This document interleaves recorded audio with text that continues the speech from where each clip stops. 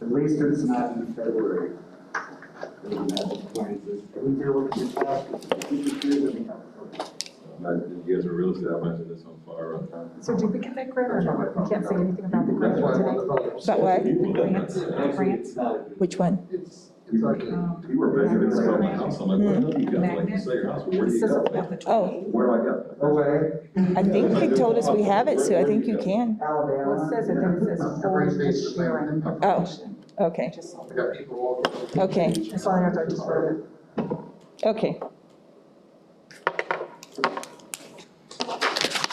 Okay, this will call this meeting to order. At the moment, they don't have quorum to approve the minutes, so we'll hold that off. Do we have any public comment? Nope. Debbie, you have board members report. And I have to say, I really don't have a report today. It's been such a crazy, insane couple weeks for sure. So what I will share with you, probably everybody already knows this, is that Dr. Atkins is retiring. June 30th is his last day of record right now, at the moment. We will be having a meeting next week to discuss the process of what will take place as far as the interim is concerned, and where we go from there. So all the conversation will be taken, and we will have that at the board table so that everybody will have input on that.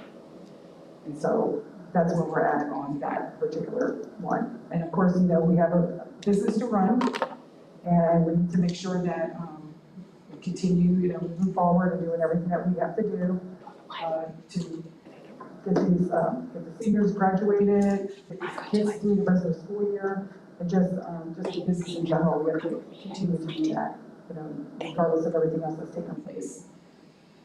We have some other special meetings that will be coming before the board on Monday regarding our code of conduct. So that's going to be a very long day as well. So we have just this next couple days, Monday and Tuesday of next week will be pretty intense, and a lot of work to be done. We are waiting for RSM. I will share it with RSM. They were supposed to come and do a presentation to us on the 27th. However, because in light of everything that has taken place, we had to push them back to May. So that way we could have the date available to have the conversation that needs to be had. So they will come to us and do the presentation on the work that they were supposed to have, you know, done for us, HR and procurement, I believe it was. So those two will come in May, the first week of May. And I know that they have just sent us like their, if we have extra work, and that's what I was trying to find that. They had sent us an email regarding the cost of what they would charge us for looking at our, the manual. So we had sent the manual for the Booster Club manual to them, and they just sent us back a quote on that, which has not been approved, for $3,000 just to look at that, just to look at a manual. And they sent us another quote for looking at that. It was $3,000, and it was $1,000 to look at another sheet of paper, which of course will have to come before the board, and that'll be discussed as well. I know that to me, I believe that we need to look forward to, you know, the future of maybe changing how that whole makeup is done, instead of maybe dealing with RSM having our own in-house auditor or whatever that looks like. I'm not speaking on behalf of the board. I'm just saying that we need to maybe think of outside the box. And oh, I know what it was. It was for the audit committee. That's what the other $1,000 was, for them to look at that regarding the audit committee, and then send that back to us. So there lies $4,000 just for them to look at and review, which has not been approved. But I just wanted to give you a heads up on that as well. And then, of course, we have the Cochran had sent out an email or another order regarding the masks, and his statement on the mask was, looking forward to next year's school year of maybe optional masks, because he doesn't believe that masks really work.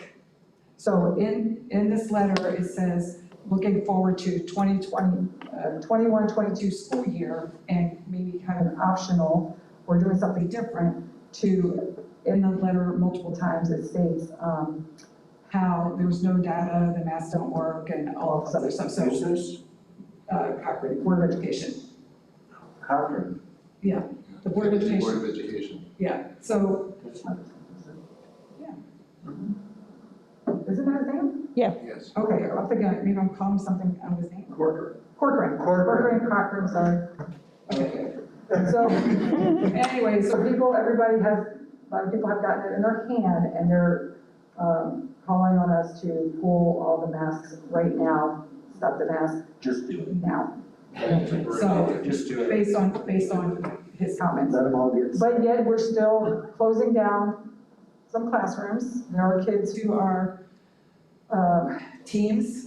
Some of the teams are, testing positive, so we're doing shutdowns on teams. So this is still, is affecting the kids, and we have to make sure that we get to the end of the school year, and we have to make sure that, especially our graduating class, that they are all able to walk, and we will be having those. We have secured the dates and the locations for graduation, and it's a Friday, Saturday, and Sunday, because we have extra schools this year, of course, and yes. I got a question about that. How come they're only giving out two? That eliminates siblings. Okay, That we are, eliminates okay, I Grandparents. could tell you why. Grandparents. Based on how many kids will be graduating, we want to make sure the kids graduate, okay? So based on whether it's Tico Arena or Hertz Arena now, Hertz Arena or RSW or Calusa Sound, where the location is, they're the ones, of course, we're paying them, and they've increased their, the cost of these venues because they have such a loss of this year. So they've increased their cost to us. And then also, they're the ones who are dictating how many people we can house in there. So that's where that's coming from. And we do understand that there's a lot of families that have not just siblings, but they have, mother, stepmom, stepdad, there's a lot of that going on as well. But with them giving us the perimeters of what we can and cannot do, we think it's better that we make sure that these kids have this graduation, that they can march, they can get their diploma. And the way that they're coming in will be done differently than, it normally has been. They still will cross the stage. There's not gonna be the hugging and the shaking of the hands, but everybody will still be there to greet them and to thank them for the great job and, moving forward. They still will have some of their speakers. Trying to think what else. But when they come in, it'll be different. Like, there's not gonna be a gathering. They're gonna get their diploma. They have assigned seats because we have to still assign their seats and let them know where they're gonna be seated so we can keep line and where they're at. And when they're done, the congregation, you can go outside. They're gonna be recording that live. And I don't know if it's gonna be broadcasted. It's gonna be broadcasted in real live time. So people will be able to watch it as well. So we're trying to do the best for all. I know we just finished their proms. They just did the proms, and they finished that, and out of all the proms, one child got sick. And now we don't know if it was from there, but it was one case. But I will tell you, I went to several of those, and they were so excited to have that. It was absolutely gorgeous. Even the day that it stormed so bad, those kids were happy. They covered they didn't want their hair messed up, but they dressed in whatever, they took their shoes off, they got soaking wet. But when they were in there and they were just enjoying what was taking place, and it was their day, it was really, really great to see that. And I went to multiple ones, and the rainy ones I went to as well. But just seeing that, I was so happy that we could do that for these kids. And that's pretty much it, other than, everything else that we're trying to handle and get moving, moving on and moving forward. Question, Superintendent, Monday, 1 to 4 is that workshop, is that correct? No, that will be the 27th. The superintendent workshop? It's not a superintendent, it's the process. The process for the superintendent will be at 1 o'clock on the 27th. 27. Yeah. It was a briefing, we reviewed all that So briefing, that's Tuesday Tuesday, correct. at 1 o'clock? Yes. Okay, and that's going to be a briefing No, it's a workshop. workshop, all right. And that's where you're going to figure out, run through the options of whether to have an interim and have him step down now, or Well- have him serve out his time and His time new is, hire. the 30th is. I know it's a drop dead It's his, deadline. yeah, it's a scheduled time to go. But the process will be, what is it that, what does this look like to us? Where do we want this to go? You know, do we want to have, something's gonna have to take place, because by state law, you have to have a superintendent. You cannot operate without one.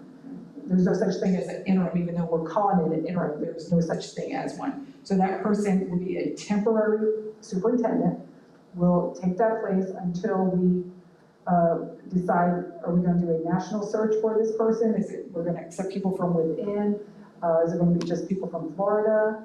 So, I mean, there's so many questions that will be asked and hopefully answered. I mean, we have been doing, the last couple of days, I know, I've spent so much time here with the ward attorney. We've been contacting multiple, it's the first time for me, it's the first time for her, first time for many of us. So we've been really trying to make sure that we get it right, you know, do it the right way. So is there the chance that Dr. Atkins will not reach the end of his term? I can't answer that. That would be something that will come before the board, Okay. if they bring it up. I have no idea who will bring up what at that meeting. I just can't answer for them. Paul? A few things. As far as the audit goes, it sounds like the audit committee's being kicked, the can's being kicked down the road even further for establishing an audit committee, because now RSM's gonna tell you their opinion as to how an audit committee should be. Not really. That was sent to them to just look at, to add those other people in there. Remember how you had spoken about adding all these other individuals, groups of people? That's what that's all about. It has nothing to do with them recommending anything, because they will not be recommending to us. So what is RSM's role in the audit committee then? I think because the attorneys had sent that to them, because they're our auditors, so she just sent that to have them to add anything else in there, but for them to look at it, that's what they wanted to charge, so it's gonna come back to us. We're not, I can't see us paying that, I'm not Yeah. willing to pay that. Basically, you're telling RSM, you make the determination of who our boss is gonna be, and you identify their great qualifications, everything else. That doesn't, the world doesn't work that way. I Right, know they like it to, but the Right. world doesn't work that way. Also, they should not be opining on and be paid to opine on the policy or procedure. Their responsibility is to assess the risk components to policies and procedures, not to assist in the writing of them. You cannot audit what you write. They get across the line, just like Arthur Anderson did years ago, and got themselves in a world of trouble by having two separate components. They could double dip into the funds. And one group did the consulting component, another group did the audit component, and it backfired miserably, as we all saw. KPMG tried the same thing, and they got burned road. RSM should be smart enough to not do what they're trying to do. gotcha. It's a money grab. Yeah, the 4,000. Yes, they should. It's a manual, it's the manual for the Booster Club, because we have so many things going on right now, seriously.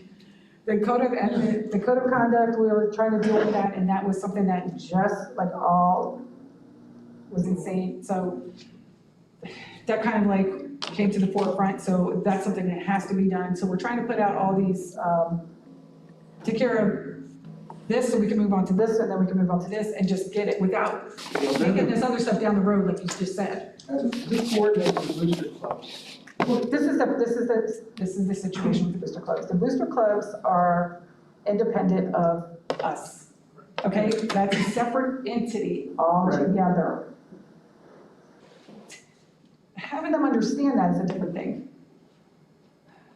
This is where we're at, so, Well, because like I'm on the Red Knight Foundation, you know, and I'm the audit committee chairman. okay, So I'm the one that's like looking at the audit of the Red Knight Foundation. But in terms of a manual, why wouldn't you just, like, that's why I said coordinates, because why wouldn't all the different booster clubs just get some manuals that they've seen elsewhere, and everybody look at them Right. and somebody write a manual? well, this is it. There is a manual that was created that they had. And there has been some things going on where one school, the booster club, wants us to do all these investigations and everything. It's hard for us, we have been going through this for over a month, and it's really a long, long story. And they had a manual, but nobody wants to take, what is the responsibility of who? And this is it. It's at the school, and it's just, yeah, it's really hard to have a conversation about it, because there's still so much stuff going up in the air on this. Well, I think each booster club should be responsible for their own. That's not an internal auditor's responsibility. Right. That was gonna be my, they are your auditor, they are not your accountant. Yes. Right. Again, they're Who's that? crossing, RSM, Oh, yes. They're crossing the line. that where is, their responsibility begins and ends. Considering the booster club are separate from the district, Right. I mean, that. Their own corporation. Even the role for it. Some of them are not. I don't even know what we can do. So I'm not sure about some of the other ones. if the boosters are not even They all have under to the be. board, then Not profits. There's a couple that's a real issue. tied to the district. Well, they're separate entities. Yes. However, there were some accusations made at one of the schools, and they wanted us to investigate the accusation that was out there. Show me the money. And so it becomes, because while they're separate, it is associated to student dollars and parents donating funds for a purpose. And so even though they're separate, it is kind of tied to us. And so they're wanting us to do an audit on that. So it's a whole internal type of, is it our responsibility? Is it not? We have a manual that they're supposed to be following. And so that's kind of what's going on with the whole And thing it now. has gone up to the OIG and everything, and we have, they had spoke on that, and even though I say that at every meeting, that they close the case, we still are tasked with, what are you doing about it? What are you doing? Even though, and you can read the state statute and everything that states that it is a separate entity, it still doesn't matter. I think the people on the board of the organization take responsibility for it.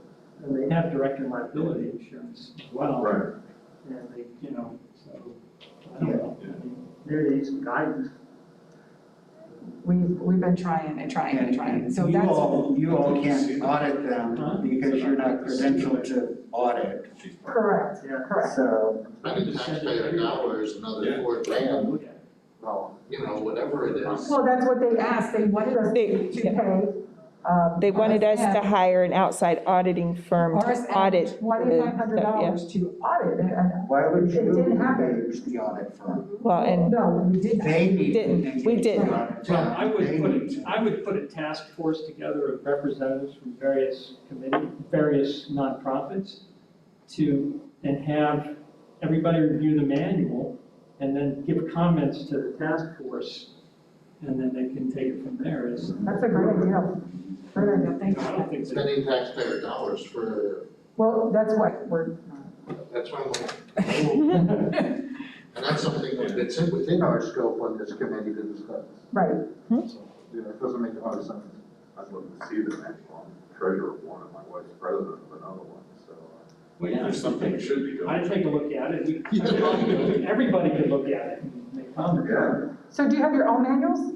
Well, Oh, we have bylaws.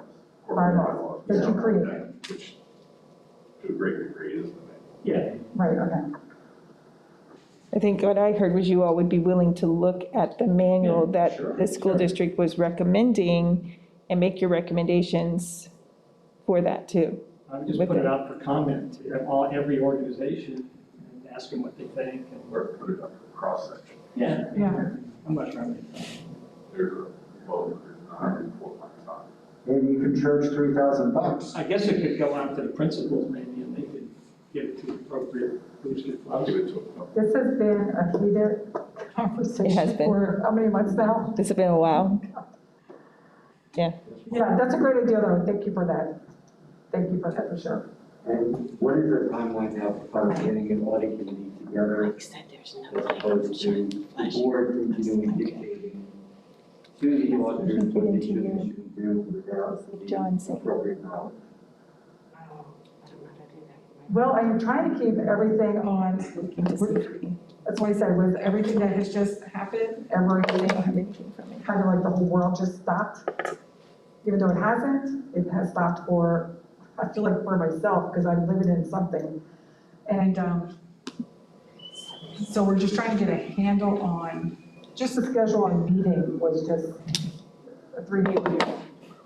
And, so I am definitely, because we want to make sure that everybody can participate, you know, so you try to do your due diligence, you try to do the best you possibly can do, and then also not have this other stuff, as you said, being kicked down. So as a target date, Paul, I don't have that date in my head. My So I concern apologize for that. is exactly what we just talked about for the past 15 minutes.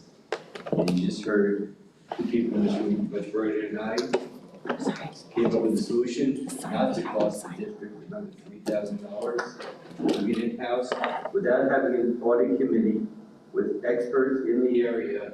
RSM is driving the audit ship, I agree. and that cannot happen.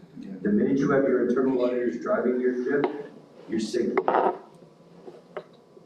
They are required to get direction from the board level or the board's advisory level. And that's what we call the audit committee, not an advisory committee like us, Right. but an audit committee, which will then dictate what gets done. Ultimate report gets issued to the board and ultimately to the taxpayers. So they- Well, I will work on that, and I will get that answer back to you. And since we don't know if we're gonna have any meetings over the summer, We can still send out, is there any way? you She's trying to can see if send he sent an can we email. still send out emails to them? that? Yeah, Emails, yes. Yeah, okay. we just can't reply to one another, we can. You can respond to reply back us. to- You can respond to me. Okay, so we Yeah. can still do that. You just can't reply all. Right. You can reply directly to the person. Yeah. So if we don't have a quorum today, No. are we able to do a virtual vote through email? Run by you guys for more meetings? Kelly? I'm sorry. So if we don't have a quorum today, because we basically have 26 minutes left, Mhm. quorum for policy. You Are brought this- we able to do a virtual vote through email with you running it or Barb running it? Just to approve meeting dates for the future? I do not think that we can. There's no allowing virtual meetings right now. So, The school district, according to, I forget the statute, in violation, because we would have this committee meeting to require a number of times each year based on the fact that we didn't have quorum. Well, it's not, every school district does not have these committees. We are unique that we have all these, because when you talk to the other 67 counties, they don't have committees like we do, and advisory boards. So this is something that Lee County, yeah, we're one of the few that do have advisory. came up with this. Yeah. So it's not a violation of like state law. Are we voting for a May meeting? We don't have any more meetings scheduled until the August meeting. Not over the summer. We Oh, vote is for, May starting summer already? Mhm. April is Yeah. the last. meeting. April is the last scheduled meeting, and then we start back up in, I think, September, isn't it? The first official meeting? I would like to hear from our guest speakers Yeah. tonight, since they took time out of their schedules to make it. Absolutely. then if we need to get back into the board stuff, then we can. Okay. I'm finished. Okay. So we have Jimmy Thompson and Barbara Cedino from Maintenance that are going to talk to us. You all asked about the things that Maintenance is doing, COVID-related, and how much that has about been costing us. And of course, these are not set numbers because it's always ongoing, but yep, take it away. So my name is Jimmy Thompson. I'm the administrative coordinator for the maintenance department. Semi-qualified, I guess you would call me the acting assistant director right now. This is Barbara Cedino. She's my counterpart. She's the acting director where we're in limbo without a director. I handle all aspects of our HVAC response for the COVID-19 relief.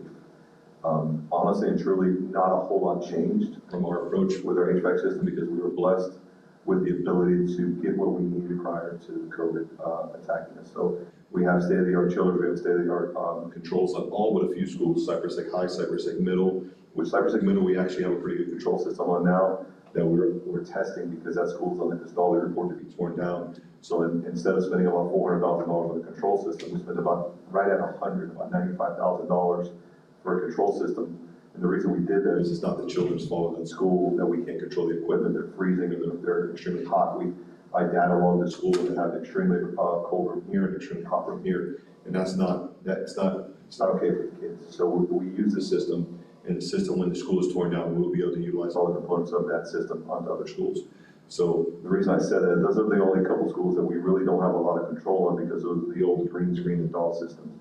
With the exception of that, all of our other schools, they have state-of-the-art technology with either it's a centralized energy plant where we take one chiller for like Ida Baker and Ida Baker, both Gulf Elementary and Gulf Middle off the same chiller, and we just pump cold water to those sites. When we found out about COVID, and based on my background, I ran into air quality for a good amount of time for the school district and licensed all facets of mold, asbestos, mercury, so on and so forth. The approach that I took was to maximize our fresh air intake, meaning that we're governed by certain bodies. Being a commercial building or a school, we are required to bring a certain amount of fresh air into each occupant into that building, so that way we do not deplete the room of oxygen and replace it with carbon dioxide. So I did a study on each and every site within our district. I believe it was 87 sites that I spot checked with a consultant. So I have reports for each school indicating what rooms were checked, what areas of school were checked, and what the carbon dioxide levels were. With that information, I then increased our fresh air makeup by opening up our fresh air dampers at every school at 100%. A fresh air damper is basically an intake on the outside of a school. If you go to a hospital, you go to a library, anywhere, if you look up, you'll see a grill on the side of the building, and you'll see louvers to prevent animals and such from coming in. That damper modulates, kind of like a butterfly valve, based on the demand in the school. It opens or it closes depending on how much fresh air we need. We have ours locked in as much as we can, and we're compensating with bringing in so much hot, humid air by running our chillers a little bit harder than what we have. With that being said, we've already implemented all of this prior to COVID, so there wasn't a huge cost associated with that with our any, other than the consultant fees, which were very minimal to run a spot check of school. From what I can tell, the only difference is we've increased our thorough cleaning schedule slightly. We have told the public, hey, listen, we're gonna end up going to a quarterly thorough cleaning. I didn't see the need for that. When I say that, I didn't go full-fledged on every quarter, every 3 months we're cleaning every school, because that would have cost the district somewhere in the tune of probably about $1.5 million. To date, for oil cleaning that's been COVID-19 related, we spent $350,610. That's what we spent for coil cleaning. That's above and beyond anything that we would typically do in our normal school year. We did do some fogging that was COVID related. That part of that fogging was to fog the HVAC systems. We spent $247,000 on preventative fogging. When I say preventative fogging, our approach on our fogging for the school district was a case positive method. Meaning that if your child went to, let's say, Ida Baker, HIPAA laws I wasn't able to find out your child's name. However, I was given the information. So the student was in the admin center, the student was in the cafeteria, the student was in the media center, and they were in these other 5 rooms. I would send a crew in that evening time. We would fog those 5 rooms, the administrative area, the cafeteria, anywhere that child was at, along with the HVAC system, because at one point in time, that return medicine system came across that coil. So to prevent it from spreading, because let's face it, CDC is constantly changing and evolving with this virus, and we really don't know which way it's going to go. So we took the best method approach, what we thought would be to fog the cabinets. The filters, we started off by rolling into a monthly filter change, a 30-day filter change. I personally went to the schools, I inspected the filters. It would have been a misuse of taxpayers' dollars to change filters every month. And the reason I say that is we were using increased MERV-rated filters. We went to a MERV 13 when we could get them. We went to a MERV 12 when we could, because filter media was a hard thing to get. A filter is most effective when it has particulate matter on it, meaning that when you put your filter in your house, the least effective that filter is the time you install that filter. Once it gets a little bit of particulate matter on it, it becomes more effective. Of course, it's a call, it's a happy medium there where you're going to run off and your system's going to be less efficient. But when we were looking at the filters and changing them every 30 days, there was very little particulate matter on those filters. So we decided that I was not going to do that. I was going to go every 90 days, and it's been working out fine. Today we spent $482,000 on filter changes. The best I can tell is about $120,000, $130,000 more than what we typically would spend in a year. And the reason is we've had to increase that MERV rating. And as you guys all know, you're all in some sort of, everything in the world has gone up in price. Nothing is stable and everything has gone up. But as far as our reactive measures for our HVAC system, we're continuing monitoring our CO2, which indicates the amount of fresh air we're bringing into our schools.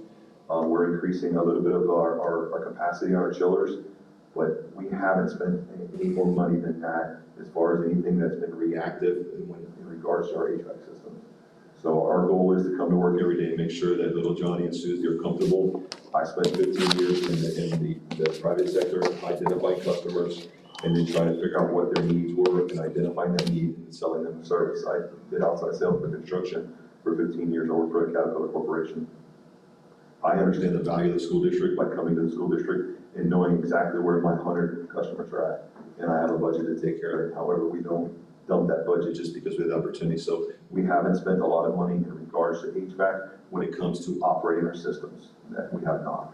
So those are the numbers that we have. It equates, if we equate fogging, coils, and filters, it's $1,079,900, $1,080,000 is what it equates to. However, coil cleaning and fogging are about the only things that came out of the ordinary. So you're looking at $350,000 for coils, $247,000 for fogging. I'm not even sure that fogging would relate to the HVAC system. With the increased coil cleanings, we have now tasked the building supervisor at each school for the fogging. They are now responsible for their case positive fogging. We supply them with the foggers. We supply them with the material. In the event that the Department of Health quarantines all the building supervisors and custodians, we then in turn fog for them. That's happened at 2 schools since I've been doing this. It was at Patriot, and then there was at Manatee a couple of weeks ago. That reactive measure that we've switched over to the school-based measure has worked very, very well. And that's pretty much all that I have on HVAC. Do you guys have any specific questions regarding HVAC, or you just wanted a brief, a small briefing on what we've done and where we're at with it? Can I just add something too? So maintenance has been amazing. I just want you to know this. They were hiring outside companies to fog, and you guys correct me anywhere I'm wrong. We were hiring outside companies to fog. A case would be reported, and by the time they could notify the company could get somewhere there. Students were in the classroom for a whole day before we could get there and fog, correct? Am I right? By them making the suggestion of moving that fogging to school-based, the minute a case is in there, we can fog that classroom right away, and there's no kids that are in that classroom between the time someone's been, pointed out as have COVID and another child's in that room. So that was a great move from our maintenance department, not only saving us a lot of money from outside services, but getting things done faster to keep our kids safer. And we, to touch on that, each vendor was given a certain amount of money to fog. After we were done with everything, this morning, Barbara and I requested $375,985 to go back into COVID-related expenses for money that we didn't expend. Meaning that we're closing out purchase orders and we're putting back $375,000 back into the COVID checkbook. We've been through all the storms and all the reimbursements, and FEMA is the world, and we don't want to get caught up in the whole CARES stuff where we're spending 3 years trying to get reimbursement of things that we could have done a different way. So if something needs to be done, and it's day to day, it's day to day. The only COVID-related expenses that we incurred that are related to HVAC are the ones that I just mentioned to you. Questions? I guess my questions are more around the operations of the HVAC and number of times the air flows. Air exchanges? Yes. I started off, and I think don't quote me on this because I'm not 100% positive, I believe we're shooting for 15 to 18 air exchanges. That's what our goal is. I think I was maximized out at 22 at one time. We have the maximum amount of air exchanges happening right now. We're having a little bit of issues with it, where we're having some humidity issues where, like I just got a call today from Three Oaks Middle that they believe they're banning high humidity. So I doubt them like that. So there's a cause and effect for maximizing those air exchanges. That maximize those air exchanges, the effect of that is we have a higher humidity, you get a ban and things like that. But what we do when that happens is we employ a method called data logging, where I put, it looks like a lipstick container where I got this through energy audits that I performed when I worked for Caterpillar, where it takes a picture every 5 minutes of temperature, relative humidity, and dew point. And I monitor that. I monitor for 5 business days, and I get to see the event that's causing that. So if it's happening all day, I know, hey, listen, I got to back down a little bit on my damper, so that way I can regulate and control my humidity. I haven't had that happen yet, so I'm imagining probably what's happening if they're having higher humidity, the air handler might be running 100%. So when the units are shutting off, we're still pumping that hot, humid air in from outside. So it might be something as simple as controlling that set point, so we bring it back together, where it brings us that delta closer, so it doesn't cut on and off and stay off for longer periods of time. When it cuts on, it stays on, and we can change that by just adjusting our discharge temperature off the air handler. Okay, and with that higher exchange levels, carbon dioxide miners, do we install any of those? I randomly check those. So we have an IQ department that consists of myself, Larry Howard, and Curtis Voss. So we randomly, every time we're at school, we randomly check those. And we also speak with the building supervisors and let them know, hey, listen, this is what you look for. You know, people complain of being dizzy, headaches, or they're yawning a lot. And whenever we go out for any type of air conditioning call or IAQ call, we check for CO2. And we don't check every room, we randomly spot check. And then we also put together purchase orders for 2 vendors to what's called the HVAC outside air dampers, where they go and inspect those dampers. We haven't spent any money on those because they've gone and then we haven't had any issues.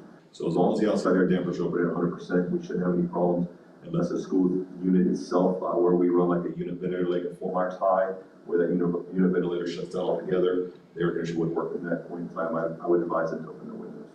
And are we limited in capacity? I mean, obviously we're back zero exchange, but I know that we're sort of on a schedule to repair and replace certain components of our HVAC systems. And I know that because we have to run these more, that they probably route faster. And we have COVID money that is used for the HVAC systems that might save us future funds in capital outlay. It's funny you mentioned that. Barbara and I have gotten correspondence from multiple HVAC distributors, Train, Carrier, so on and so forth, going that same exact route. So we're sitting down and meeting with them to see exactly where this CARES Act is going, because that's exactly what they laid out for us. Basically saying, listen, multiple school districts are doing X, Y, and Z to utilize this CARES funding, and this is how they're doing it. We're very leery on that, just because we've had a very diligent, what we call a rotational cycle. Barbara got involved with it way before I ever did, but we have to take a conscious effort to replace our equipment. Our expected life cycle for air conditioning, 10 years in Florida. That's for an air-to-air unit like at your house. Since we've taken over, we've gone to as many water-cooled systems as we possibly could, because chillers, you're pumping water into a building. However, a lot of times you go to a chiller, for example, if you go to River Hall, you're going to pull up and you're going to see air coils. That's what we consider an air-cooled chiller. Life expectancy, we're subtropical. We got 10, 12 years that we cook the cools, might get a little bit longer. Then we start running higher head pressure, higher energy costs. Prior to me taking the position I did, Barbara took a major stride to get rid of as many air-cooled chillers as we possibly can, replace them with water-cooled chillers, where we have towers. They run more efficient, they last a lot longer. We just changed those water-cooled chillers. Those centrifugal out at Riverdale that were probably 35 years old, 40 years old. They were there for a really long time. but we've taken that into account, and we haven't replaced any equipment yet on the CARES Act, just because we didn't really know, one, none of us knew how long this COVID stuff's gonna last, and if we're gonna get a big pushback from CARES. So we didn't want to say, listen, we're gonna go ahead and encumber $1.5 million for this change of the school. In fact, if we were doing it solely based on receiving CARES funding in return. We have a very diligent rotation cycle that we follow. The school district has been very good to us. When something needs to be replaced, we've never been told no. But we have supporting documentation, so when we do replace something, we replace it for a reason. But as far as us wearing our equipment out, I don't see that happening. I just also want to add that, what we've also been able to do over the years is we've created redundancy at the facility. So, like in the water pool systems, instead of having, just maybe 1 or 2 chillers, maybe we had to increase to maybe 3, so that therefore none of the systems are running at 100%. They're maybe running at 30, 40%, depending on the time of the year that it is. So that redundancy, with the redundancy, we also have schedules in the energy management control systems that allows the chillers to alternate. So week 1 can be combination of 1 and 2, week 2 can be 2 and 3, and vice versa. Whatever the optimal machine. So we try to have those schedules in place, and then that should help relieve some of that strain and that wear and tear on those units itself. It's like we run a lead lag, so we run this one a lead, we'll trim with this one, and then while the majority of the chillers that have been replaced within the district, what we call magnetics, and they variable in capacity. So, there used to be a chiller would cut on and run at 100%, and you're sending, as cold the water as you can in there, whatever they don't use, it kind of just goes back. Now we can, it's like a rheostat, it's like a variable frequency drive on a chiller. So they ramp up and down. So you might have that lead machine running at 100%, and you might trim with this one at 30 or 40%. So you're optimizing your energy. And then we'll have the way she mentioned the word redundancy. We typically have an extra chiller at every school. So John or Susie's not without air conditioning. So this might be the lead this week. This might trim, and if there's a problem, this one will trim with this one. Thank you very much. You have a question? Oh, yeah, couple things. Are the UV lighting in the air handlers, and also? We have very little UV lighting in the district, and the reason is there's a huge cost for it. There's a lot of information floating out on the internet about how it is extremely helpful, how it kills the virus. I don't believe the data, this is my opinion, I don't believe the data is there that's solid enough for me to spend the amount of money that it would take to get the entire district protected with UV lighting. And the issue, if you guys have ever had UV lights in your home, the issue with UV lighting is it only lasts for a certain amount of time. And then that bulb is at its capacity, or somebody touched it, or someone cleaned it, and I felt we have an extremely rigorous coil cleaning schedule within the district where we do it biannually. We do it in the evening time when no one is there. We utilize a bias side, the word side kills. We kill anything that's on that coil twice a year, and we check the pans, we clean any biofilm that's in there. But as far as UV lighting, we've talked about it. There are some schools that do have UV lighting. I see no difference in the amount of IAQ calls that we get from the schools that have UV lighting and the schools that don't. So that's the issue with it, and I just don't think the science is there. But if anyone ever wanted to build that in, I'd be happy to install them. It's just gonna come at a huge cost to the district. And without the science, I just have never could justify that cost. And then my other question was kind of related to that.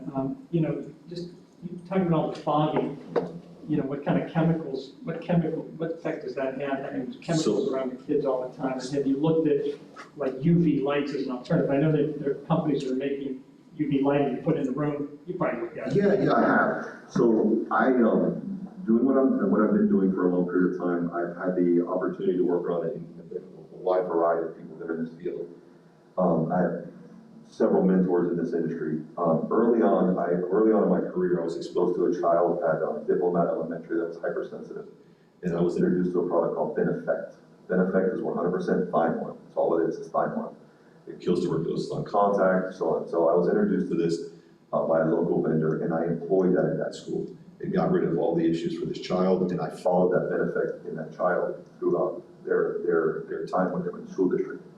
When COVID hit in my network that I run in, I got a call from the guy in the school district in Georgia. Says, Jimmy, we've been using a product by the name of BioS for a long period of time up here, and you guys can Google it. It's on YouTube. Where we've been fogging our schools during the influenza time, and we've seen a drastic reduction in the absentee rate for the children. This product is registered with the CDC to be effective on COVID-19.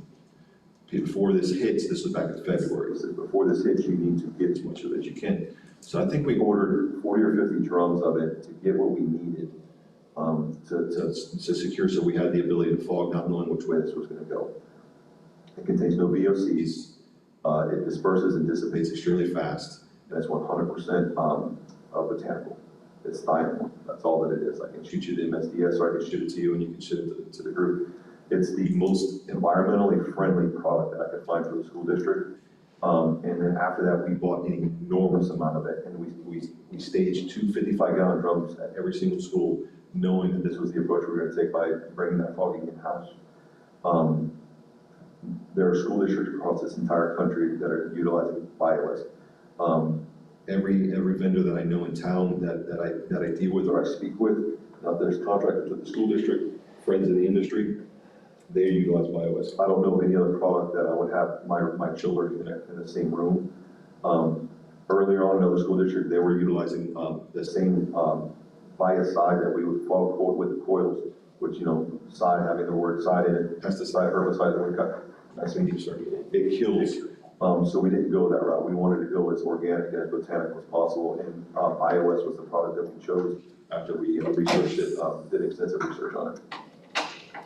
Did I answer your question on that? Oh, yeah, so from a cost point of view, I don't know, the UV lights, do they work in the classrooms, like, or, and you said you didn't think they would. I don't think the science is there. I'm not saying that they don't work, because I don't know for a fact. I don't think the science is there to justify the millions of dollars that it would take for the district to put the UV lights in every single classroom. I was thinking like portable, like you put a, instead of fogging, you put a light in the. We looked at portable air scrubbers, and there were, it goes all over the news where they were doing camping flood, they were raising money for portable air scrubbers. The problem with that is air scrubbers are designed, and so is that UV lights designed for a small area of that room, and it's gonna clear that area, like the small HEPA filter that the teacher wants for our desks. It's gonna only cover that area until that filter media has too much particulate matter on it and never is gonna get replaced. There was a big push for the deionization years ago, where everybody wanted these ionizers or deionizers, and then the science came back out that saying, hey, listen, it was extremely harmful for your body. I wouldn't feel comfortable putting a UV light in my home inside the house. I've had one in my air conditioning system. My background is HVAC. I worked in our HVAC department. I started the district as a helper sweeper the floors. I worked my way up through air conditioning to the position I'm at today. Again, I wouldn't want to spend your money and my money not knowing that it's there. However, if there was a collective group that decided they wanted to do it, I would definitely put it in the school. I don't think the science is there, and the colleagues I deal with agree with that as well. We don't know. There are some whole duct filtration systems that are out there that people are using. I heard that's doing really well, but by the time we get the science in front of us, I think that we won't be able to justify that cost. So my thought process is, if we can bring in as much fresh air and dump that air back out of the building when I say that, I mean air exchanges. If I can get as many air exchanges into each and every single classroom that's there, that's our best approach, by just getting fresh air in and getting cold air out. And we have the systems that do that. We have probably, I'm from Miami-Dade, and I grew up in Miami-Dade, and I went to school. I'm a creature of the Miami-Dade County school system. I can tell you, they do not have the technology we have. They don't have the programs we have. They just don't have it. And it says a lot about the people that work here. And Barbara and I were talking about it today. We've done all that we've done with under 150 people in maintenance. And we have an organizational chart that we found with archives. 1985, they had 144 people in maintenance. They had 30 facilities in 1985. We have over 100 facilities now. 87 are right at 90s are schools. So it's really amazing with what we're doing with what we have. But our lack of people hasn't affected the air quality in the school district. When I took the job as the IEQ supervisor, we were cleaning a lot of the same mold. We'd have mold, we'd go in, we'd clean it, and we started employing, hey, what caused this? What caused this mold? Let's learn from it. So we implemented data. So now we data, we identify the issues, we correct the issues. We don't have the same problems we've had. And since COVID and these air exchanges to maximize the amount of fresh air we run in, I think we probably have maybe a third or half as many issues with mold and microbial growth than any fungi that we've ever had. This has been the best year we've had as far as indoor air quality is concerned. So I guess I'm gonna go back to, my premise was if we can not use capital outlay dollars because those are I agree. few and far between. 100% understand. And we can use CARES and American Rescue Plan dollars to do some of these jobs. What are the things that you would see as your number one things that you would want to attack from a maintenance standpoint? Air handlers, we would replace air handlers and chillers. So we'd have, we'd replace air handlers at Edgewood, we replace the air handlers at, I would like to do in Cyrus Lake Middle, but that's not Castaldi. We would attack a HVAC system, and honestly, truly, we haven't done that because we've been afraid to utilize that CARES funding because we didn't know where everyone stood on it.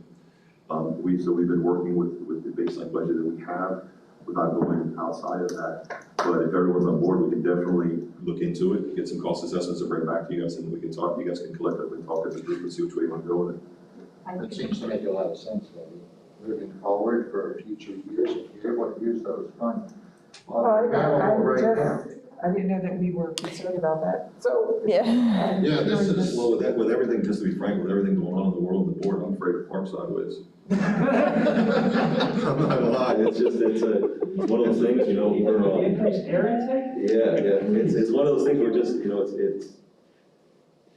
slow and steady wins the race. And so we've been making sure that the kids were safe and everything was okay with the HVAC system, and we're maximizing our air exchanges with what we currently had. We implemented fogging, we increased our MERV capacity, we increased our coil cleaning duration, but we hadn't looked into utilizing CARES funding because we just didn't know which way that was gonna go. But within the past week, prior to coming here, we've had a massive outpour from HVAC distributors, and not like local distributors, really small guys, the larger guys, the Trains of the world. Mike Henderson at Train reached out to me 4 or 5 times. It's one of those things that we need to, obviously we need to look at. And then I guess my other question is, how about portables? Are those treated differently? Because each one of those has its own HVAC system. Yeah, their HVAC system, we clean the coils, when we clean the school's coils, they still have an outside air damper where they bring in fresh air. We make sure that's open at 100%, and we run the dog crap out. We just run them. So that way, we don't control them on our system, because a lot of the portables are rented, leased, or federally owned. That's what I was thinking, is that there was, from what I remember back in my day, they were leased. Yeah, we try to lease as many as we can, because the downside, you hold on these old portables like you've seen in the news. Those are all controlled from the teachers, and I assure you, they jack them down as cold as they can, and they just keep them running. And a lot of times we'll keep the fan on the on position, so when they do shut off, it still brings in that fresh air, but it's gonna force that unit to come back on right away, because this time of year, that hot humid air is gonna spike the thermostat back up, and it's just gonna come right back on. And you mentioned something, Miami-Dade, and that brought doors and windows, because we could probably be more energy efficient with Yes. doors and windows. Yes. To lower our overall operating cost on a year-to-year basis, because this money is temporary, but we don't want to install something that's going to be, costing us, $10 million a year, every single year, because then it's. We're starting a door rotation. I think Lehigh High will be the first school that we put the new doors on. Lehigh High has already had a window upgrade. They went to storm windows, which Yeah, the hurricane inclusivity on those windows.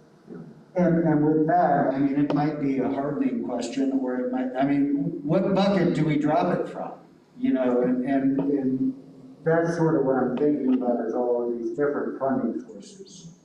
And we have school hardening dollars that are required to be spent by the state out of our student allocation, but then we have these CARES dollars as well, and we have the American Rescue Plan, which is additional dollars. And I haven't seen anything from the state where DOE is giving us any additional dollars for things like that. we're working on a few grants for So, hard. yeah, I was just gonna say that, the district is working on a few grants, like they, I think it's EOC, or I forgot which specific group is working with us. One is on generators, improvements throughout our district. And then the second one, some of the projects that they had selected for school hardening were already projects that we had underway. So it didn't make sense, so we were in the phase where we had to submit a revised list of things of what we wanted to see. So some of them, were capturing, more window upgrades, you know, for specific facilities. The only thing is that with some of those grants, the dollar amounts, I'm not sure if they're gonna approve additional dollars, or they're gonna keep us with the same, you know, original amount that they had proposed. Their estimates originally started from, I think right after FEMA, they had, sorry, Irma. After Irma, they did like an assessment of the different facilities, and that's how they arrived at their first list.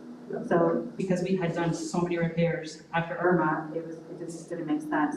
So we're hoping that the revised figures, you know, do look better, you know, than originally So proposed. what they did was they gave us Mirror Lakes, for example, because Mirror Lakes, when that tornado hit, we lost a bunch, so they picked those buildings in Mirror Lakes, like building 5, 7, 2, to harden those, and we said, listen, you know, we've already hardened these, this is the cost associated with that, can we get this reimbursed? They said, unfortunately, no, because this was slated for that, so can we take this money that you're willing to give us for this school, and we can harden this school over here? So we're waiting to hear back from them on that. And another one was Lehigh High, because so it was on the news, stuff went through the windows. We performed a window project there because of that, and they wouldn't even fund us that. So now we're working with the grant department and EOC to say, listen, you know, you've offered us this $1 million, can we use it in other areas? Here are our suggestions. So we are working with them to, you know, to kind of utilize as many funding sources as we possibly can, because we don't have a bucket full of cash, and we're concerned about what this year's gonna bring. Who is that that you're waiting for? EOC. Because they're working, there's, I think there's staff at the state level that's also working on this. Two different people, Yep, there's that level. group, and then there's a local EOC group that they're working in conjunction with. So there's a combination of, I'm not sure what the exact group names are, but we can provide that. Yeah, I think So we have it's, the ability potentially to be able to use the CARES Act dollars once we get a little bit more information to fixing these AC units and Absolutely. replace them, so that it's an expense we don't have to come up with in the next 3 to 5 years, potentially knock off years worth of maintenance that we don't have to do. Yeah, if we could do 2 or 3 schools with the CARES fund, that would knock a whole lot back. And Would then, it be able to handle more than 2 to 3 schools? you know, the issue is we have a limited amount of contractors that we have in town that can perform that work. So when you talk about an entire chiller upgrade, you kill their bandwidth real quick when you're saying, listen, like, for example, this summer, we're gonna be doing Island Coast chiller replacement, and we're also gonna be doing Littleton chiller replacement. So there's only, you know, certainly we have 3 vendors under contract. We keep 1 for emergency services, those other 2 we utilize for chiller replacements and large scale jobs. We would love to be able to do 7 or 8, but the problem is we lose the bandwidth to do it. So we have these going, we can look at our rotational book, and we can come up with figures and sit down with the distributors and sit down with the people that are handling our care reimbursement and saying, is this a possibility, and how do you feel comfortable moving forward with this? And we can come together as a group with that. so let me just talk about CARES a little bit. So, of course, we got, you know, I think we had a discussion with all of you about the CARES at one point. And so what the people are talking about are ESSER dollars, which is the ones that come in. Their ESSER one is the one that we have right now.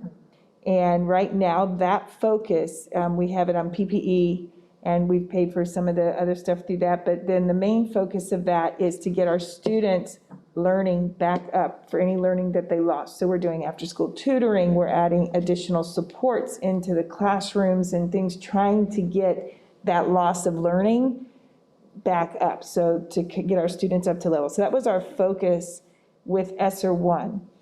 And some, and mental. Earmarked, right? Yes, It was a yeah. controlled amount of money. to Yeah, use and- for certain things. Yeah, and we did mental health for students, so we do, I forget what the, Wellness Wednesdays, that they meet with all of the students on Wednesdays and talk about, you know, different things and stuff. And so we had focused that money on students.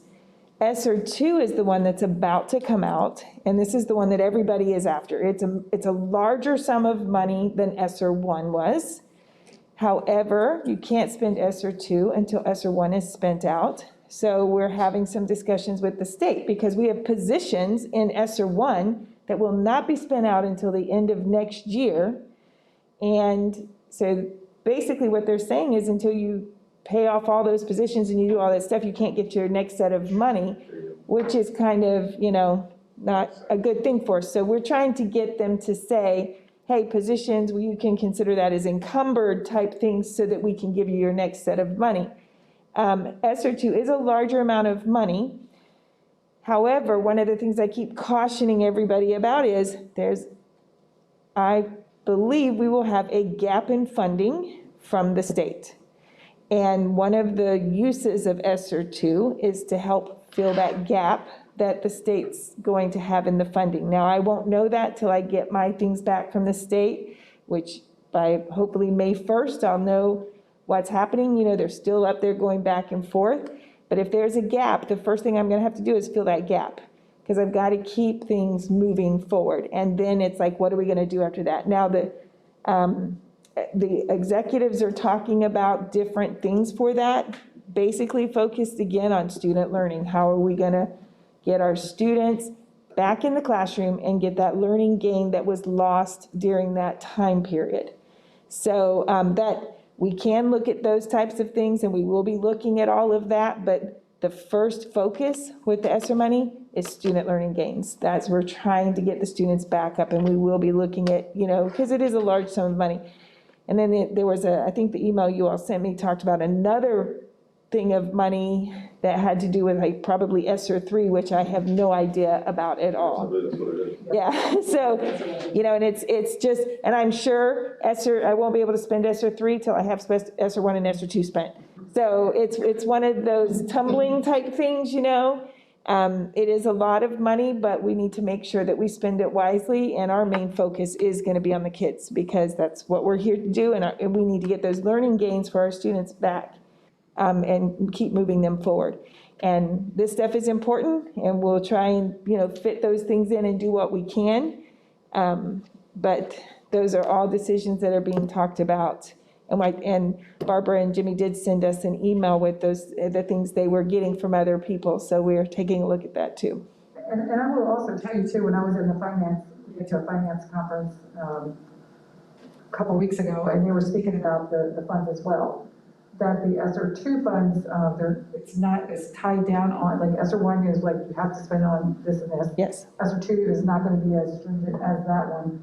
But they were also saying how they were trying to pull out, because in order to teach the kids and have them learn, they have to have AC. So you're trying to tie it all together to make that work with those funds. But yeah, the unknown is still there. So it's, and there is that third one that they're hoping and praying for as well. But again, nobody. Yeah. The main thing is you have to return it if you don't use it. So there's lots of pockets of money in the CARES Act.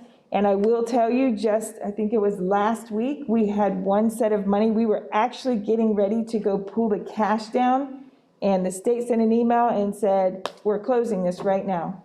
So we lost like $700,000 because, and that project was slated to be open for a long time. They said, you're not spending it, we're taking it, and they just closed it down. So I have told everybody with their CARES Act, because everybody's kind of like, oh, we're going to do this. I'm like, no, do it. Do it now. Do it now. I've already lost money. I'm not losing more. Let's do it now. Whatever we need to do. And so because of that, we're also looking at ESSER 1, because we don't want that to happen. And we're saying, what are those things that we can go ahead and that fit the bill and do it? Now, ESSER 1, you had to, basically like a grant, apply to them and tell them exactly what you were going to do. So when you do that, then every time you change your scope, you have to put in an amendment and request a change. ESSER 2, as I understand it, this is just one email that was sent out. There's been no discussion, no straight-on discussion, but it sounds like basically on that one, it's more like our stimulus was years ago, where they just said, here's this money, do what you need to do, but you can't do this, this, this, and this. Right. So it's basically how it came to, you know, us. And so that's what we're looking at now. What can we do with that money to, you know, put it to the best use? So that's what we're looking at now. Yes, I just wanted to, the state agency was the Florida Division of Emergency Management. That's the group that we're working with. And so I wanted to say something on that too. So how that works is EOC, the local EOC, can get grants on our behalf. We can't go out and do it, but they can do it for our thing. So we're working through them to work through another agency, so. So the question I have is that, you know, you all are wonderful at your job. And we need people like you to do this job when you all are gone. Yes, we're working, we got something going, you don't like that. I know that not every single student that comes out of Lee County School District is going to go to Harvard and become the next economist. Absolutely. We need people in maintenance, we need people in electrical, we need people in plumbing, we need these trade skills. We need trade. We need them today. And I know you probably could use the help. Yes, sir. Why don't we have classes around this where we're teaching our students to get good work and be good tradesmen and women? So I can help with that. Yeah. We have CTE classes in our schools for these types of things. We have dual enrollment programs with our technical colleges to send our high school students to the college or technical colleges to learn those trades. So we're offering those things, and it is part of the superintendent's top 5 goals is to get more into the trades and the technical stuff, and because not every student is made for college, a regular college. Some of them, the trades is more, and quite frankly, probably more cost-effective in some cases to do a trade than to go to college. So that is something that's going on, and that was part of the CARES Act. They actually focused on some of those areas in the funding, and so allowed us to build some more of our programs and stuff out. So that is a focus of the district, and one that we are doing in the district is expanding our CTE programs within our schools and offering dual enrollment with our technical colleges. So our vendors that we hire out, are they having these students intern with them? Some of them Is are. that a requirement or? Some, like, I know BNI is. BNI does a works with lot, them. and we do that as Yeah, well. they work with them. We've fallen off for the past couple of years because things have been kind of hectic, but we work with FMIT and CCIT, which is Broad Institute of Technology, and FMIT, Fort Myers Institute of Technology. We work with them, and we had summers where we bring some of the kids in and get an idea what they wanted to do, and go from there. I'm a product of the recession. The recession brought me here. I mean, there was nothing going on in 2009, 2010. You guys were here, you knew that. So that's what pushed me to a trade later in life. But if I had found it earlier, I would have been blown away because I'm happier now doing what I'm doing than I've ever been. And we work with FYT, and we also have I can't take any, Barbara has worked on a succession plan for our employees that are in maintenance. So that way they have a career path while they're there, so they're not locked in. So when they come in and trade, they don't feel like, oh my God, I'm locked in. Hey, this just could be your career path. You could go here, here, and here, because we're aging at a rapid pace. So this has to continue when we're gone. But not just us, the B&Is of the world have to continue, the Page Mechanicals have to continue. We want to feed that monster because it's hard to get employees. So the people that we deal with in the industry they're good solutions for the school district, we push that as well, where we try to get them to utilize the labor that we have here, and they get some internships, so on and so forth. So we do push that. We need to bring some things back. FMIT needs to bring back their night schedule, so the people that do come to work for us that are a sites person or they're a trades guy. When I say trades, I mean they're either doing turf fields and they want to do more, or they want to learn air conditioning like myself, or they want to electrical like myself. They can go to FMIT at night. They killed that program, but we're working on getting it coming back, where they can go at night and advance their careers. And it's not just for us, it's guys across it could be a helper at B&I, go do the air conditioning class like I did, start a career. And that's what we're focusing on. They are increasing, like, the programs, they're increasing for my check. Also, I think South, if I'm not mistaken, they're gonna start the Academy for Construction over there. They want to do that for next year. But he keeps adding everything. It's gonna be a whole. I would suggest that maybe you send that out in a public comms message that this is happening in the area, because if it is happening and at capacity, then it's not being mentioned. Yeah, and Rita Davis, I think, she tries to get out there and promote all of that as well. They're trying to jump off a auto mechanics program at Fort Myers High, also, at Fort Myers, and I'm all for it. All kids, regardless of where they're at, I'd rather work on a car than anything when I was younger and growing up, and I've done well with it.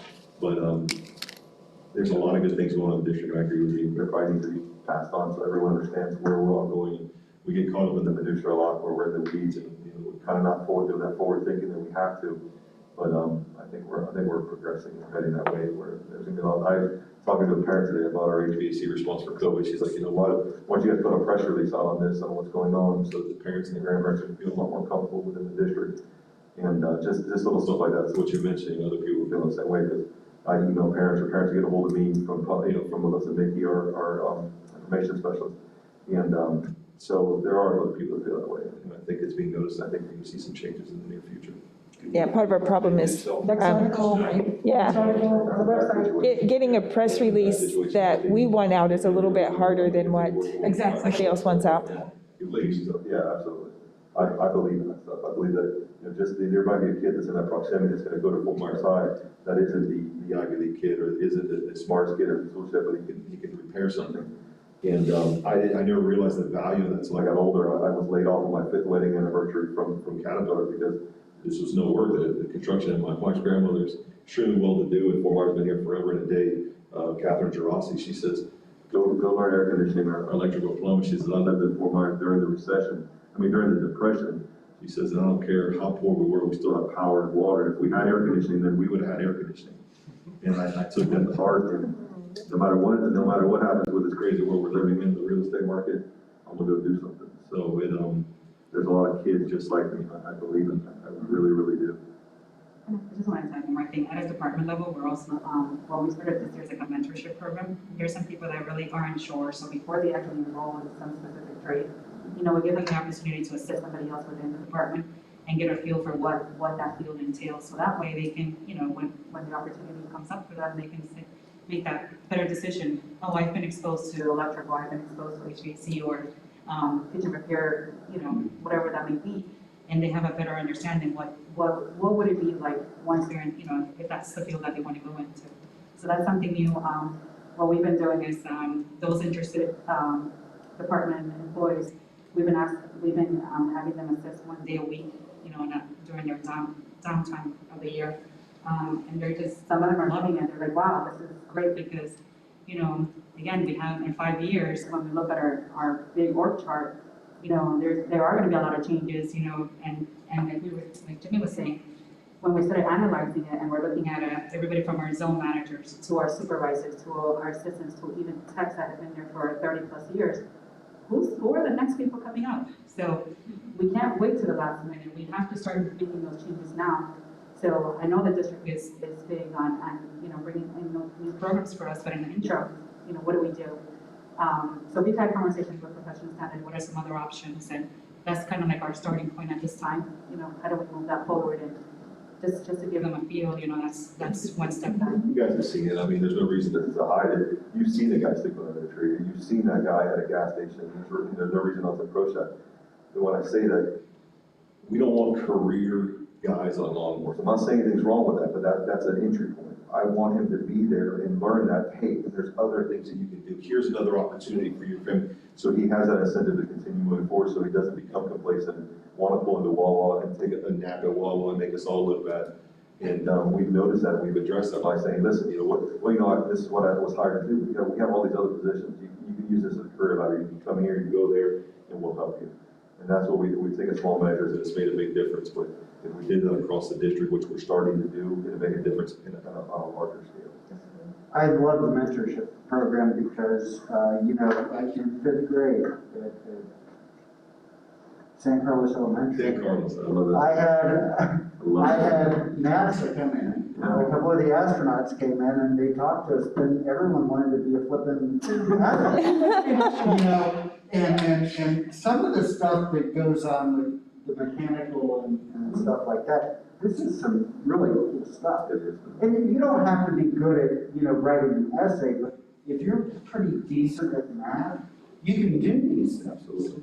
So, that way they get an earlier start and they can sort of, figure out where their strengths are, and we can start teaching these kids, life skills. We're finding it's boosting morale within our department because they're excited because they're seeing, the aging population and they're saying, wow, I actually have an opportunity. And when we do that in-house promotion, they're so excited because they're like, hey, that was one of us, he was here, but now he's here.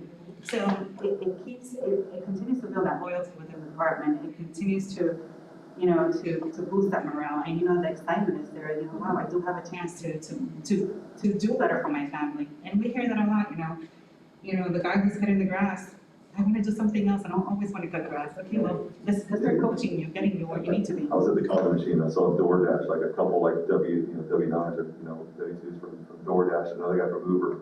I was like, what's all this? Well, when I leave here, I go here, and this is what I do all night. I put myself in their shoes, like, hey, if I had to go somewhere when I left here, being 43 years old and as tired as I'd be a wreck the next day. Coming to work, they're happy. So if I can come up with it, or Barbara can come up with a career path for them to take to help prevent that, and then be a stronger person in their house because they can be there for their kids, they can be there for their wife. That's our end goal. That's our end game, but not just for the workforce, but everyone in this district. Because essentially, we're all taxpayers, and it has to work. It has to flow. Thank you, guys. Just letting you know, John thought it was a Zoom meeting, so he will not be making it today. So, yes, And the rest of your equipment from you, this is the last meeting until September. yes. I do want to remind Daryl, you need to reapply, please, if you would like to come back with us. Sean, you will need to. Paul will, I'll tell him. Alex, Joel will also have to. Did I miss anybody? Mary. Right now and not wait for the end of the summer. Usually this is the conversation. That's what it says. Oh, I was a replacement for someone. Mm-hmm. You Yes, stepped into their last you stepped into there last year. year. So if you can reapply, that would be great. So, sorry to make you jump through the hoop, but Think when we get reappointed? I probably won't, no, I probably won't, because I sit on another committee. It's only that one that they have to do with. the only one that you can't, only one committee you can't do two It's on, only one. so. It's only that one. It's only the one. You heard the meeting.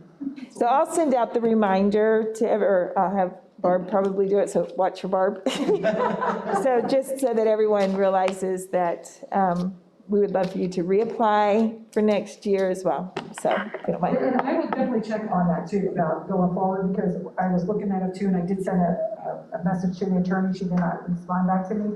But if the statute is clear that it is for the district advisory council, where you have to have a quorum, I couldn't see anything as far as state statute that says anything regarding, but it's that you have to have SAC and the DAC. So that is District Advisory Council, which is statute 1001, chapter 452. So that's what We did you're ask if we could fall, when we were at that meeting with the superintendent, we asked if we could fall under the superintendent Yeah. instead of an arm of the board, which if they put us under the superintendent, we don't need quorum. Right. Yeah, We and don't have to worry, we can operate, we can do, because it's really a recommendation, the board's gonna do whatever they want, we have no power to that extent. So, I've yeah, heard so- that at each meeting. Definitely bring this all and see if we can't get this thing moving, because it is hard when you can't, you know. We can't even approve meetings for the next few Yeah. months, which we've done. But if they- You're the only one that's been here, no, you were here with me too. Yeah, if they say it's You've been okay, here 20 though, we years. could do maybe a Zoom for approval, maybe.